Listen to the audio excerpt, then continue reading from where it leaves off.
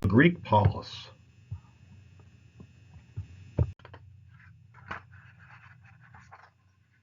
Now, the word polis is a Greek word designating city-state. This is the word whence we derive our word political. Now, the word polis can mean citadel or fortress and can also mean the political, or the people rather, who populate the citadel or fortress. It refers, for our purposes, to the socio-political life of a particular localized people.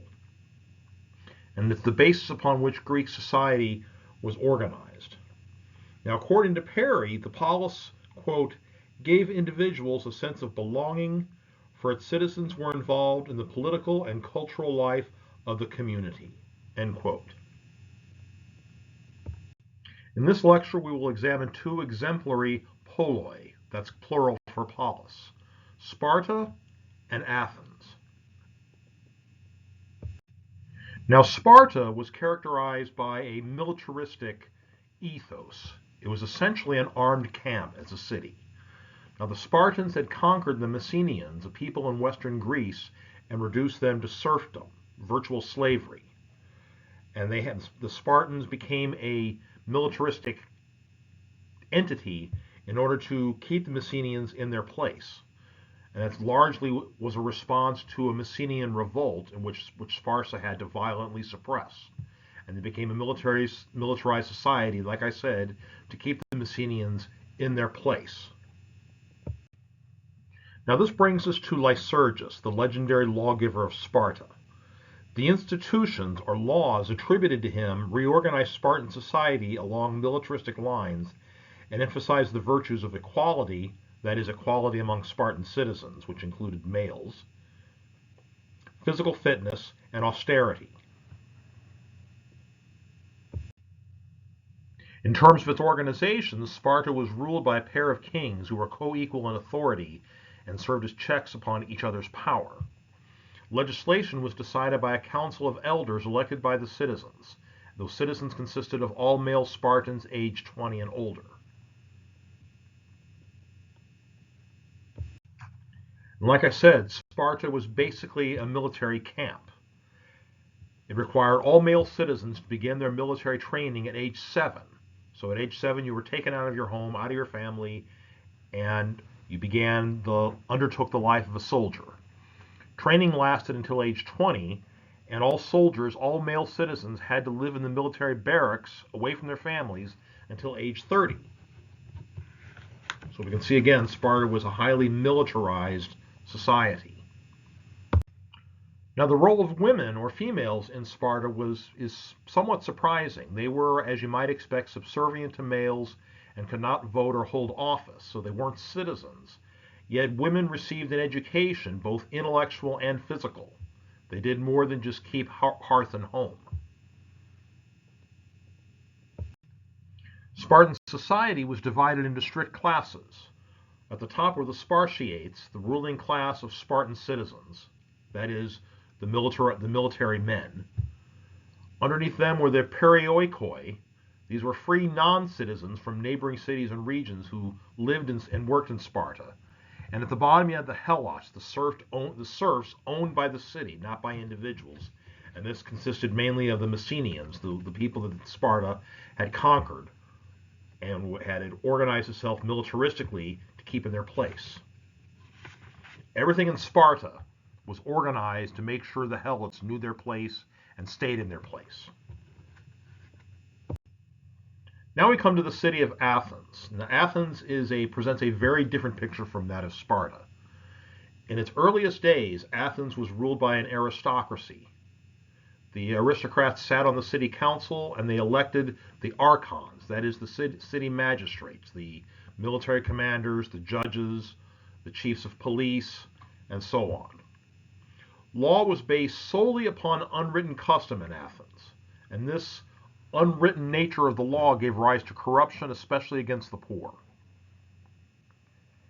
Draco's law code of 621 BC began a reform of the law by codifying customary law so as to reduce corruption.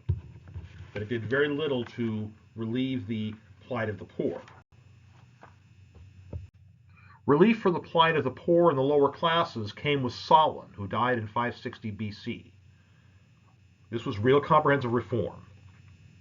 Athens was on the brink of civil war, and power was given to Solon by the opposing factions in Greek political life so that he could resolve the crisis. So he ruled as a dictator for a period of time.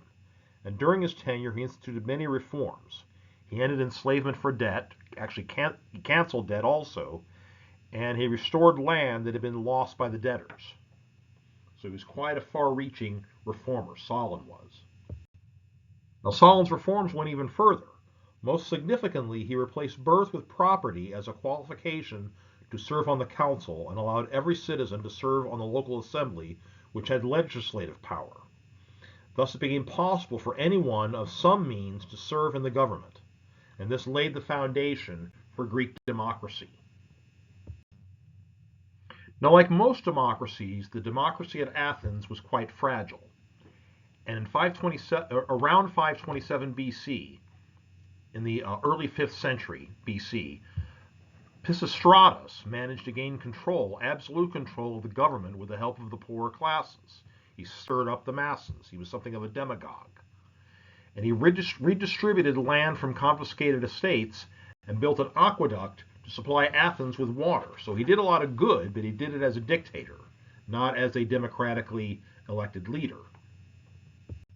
One who brought about genuine reform more in keeping with the democratic traditions of Athens was Cleisthenes, who died in 508 BC. Now, Cleisthenes reformed the constitution of the city by redistributing power to newly constituted tribes, each created from a cross-section of the population.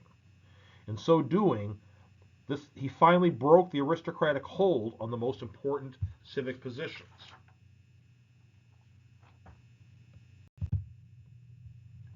Now, why did this matter? The persistent problem in Athens prior to Cleisthenes was the aristocracy. They were organized according to family tribes, and the most powerful tribes elected the archons, or the city magistrates, the most powerful positions in the city. Cleisthenes replaced the hereditary tribes with new tribes formed from a cross-section of the populace, and had the effect of making the average Athenian more loyal to the polis than to his tribe. So it promoted not only freedom and democracy and equality, but a certain civic consciousness,